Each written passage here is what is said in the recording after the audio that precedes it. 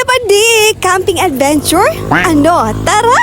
At nandito nga ako ngayon sa Mirisbiris, which is located sa Santo Domingo, Albay. Dahil dito tayo mag-overnight. Yan nga pala magbabayad ng 150 pesos at dito naman ang campsite. At papasok pa nga lang talaga ako na amaze na ako dito sa mga bulaklak na ito.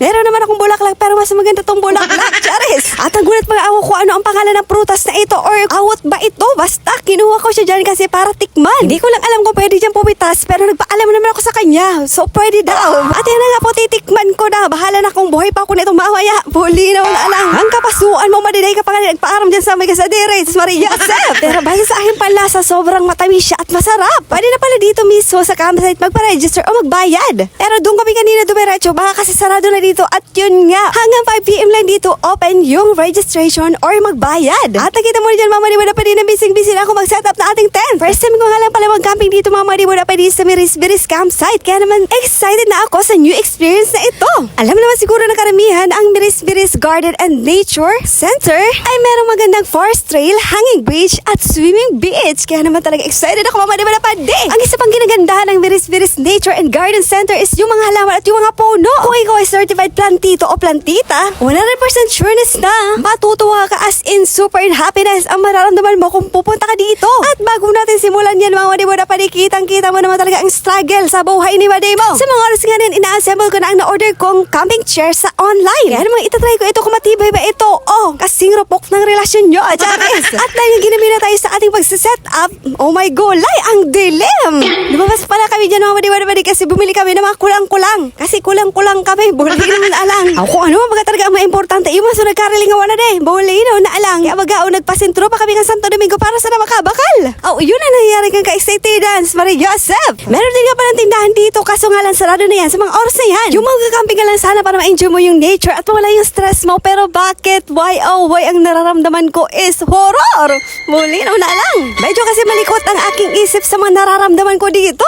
Konting kalaskos lang. Akala mo na multo na agad. Ako siguro kung nakaputi akong bado na nagtindaw ako dyan sa Badiklum na yan, mapagkamala talaga kita ding white lady. O diba, adventure pa, Bade. Muli na lang. Yung sabi mong nature trip, pero bakit parang survival horror game to? Oh my goodness. Pero baka imagination ko lang talaga ang mga nararamdaman ko dito. Kaya naman kumain na lang ako sa mga oras na yan. At nagbaon nga ako dito, Mama Diba, para hindi na ako magpakahirap ang magluto dyan. Pero meron naman ditong lutuan, ihawan at meron ding tubig. Kaso nga lang yung tubig dito hindi siya iniinuman. Kaya yun yung pinaka-importanting binili namin doon sa sentro ng Santo Domingo. Kaya binaranggi na kami. Pwede ka naman dito mag-rent ng mga utensils. Yung takot ko sa mga oras yung kinain ko na lang talaga para mawala na ito at makatulog na ako na maayos. Kaya naman I recommend na group camping ang set ninyo kung hindi ka matatakotin. Pero sabi nila, okay naman dito, wala naman daw masamang nangyayari sa mga nagka-camping. Dahil meron silang task force now.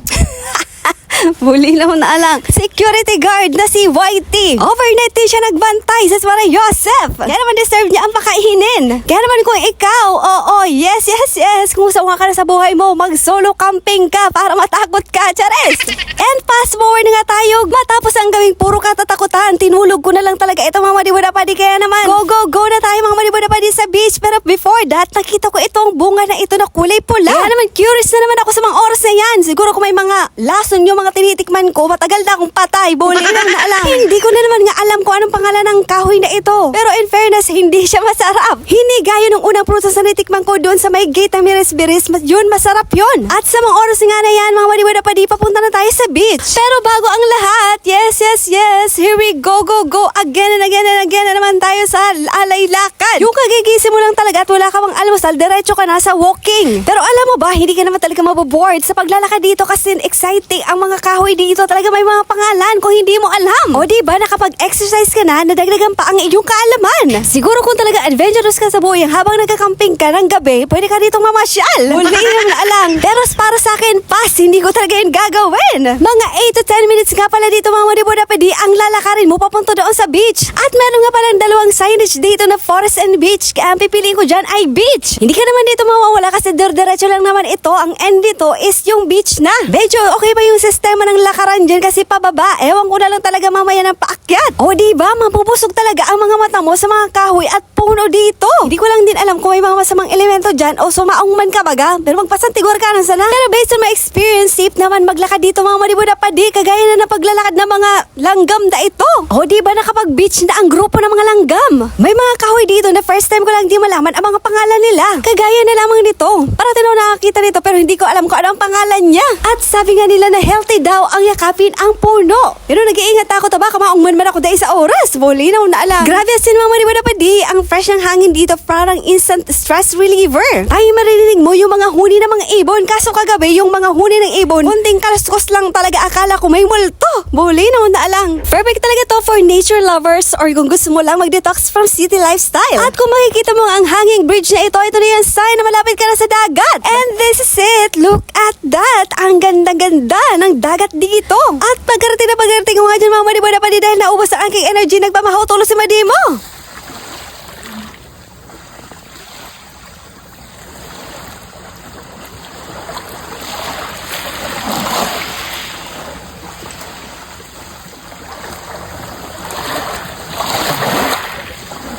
At kitang-kita mo naman talaga na gutom si Made. Ang layo naman kasi yung linakad kong yun. At hindi pa nga ako nag-aalmasal noon, kaya naman ito na. At after nang kumain dyan, syempre mag-aambag na tayo ng libag. Nag-ano magkatadili kung di kita dyan maambag. Bolinaw na alang. Ang maurag mong tigni yung maglamo. Tawa mo di wala pa di. Tabako siya masyadong maalon. Ako siya araw ka ibang dagat na dagiton. Mag-amang alon darakulaon. Ganitong beach ang gusto-gusto kong ambagan ng libag. And that's it. Mga madiwala pa di. Again and again and again, I'm here at Biris Garden and Nature Center, which is located sa Santo Domingo, Albay. Kung gusto mo nang ma-experience sa mag-camping, walking in forest, maragdagan ang kaalaman sa mga halaman, this is it. Ito na yun. Sana pumunta ka na dito.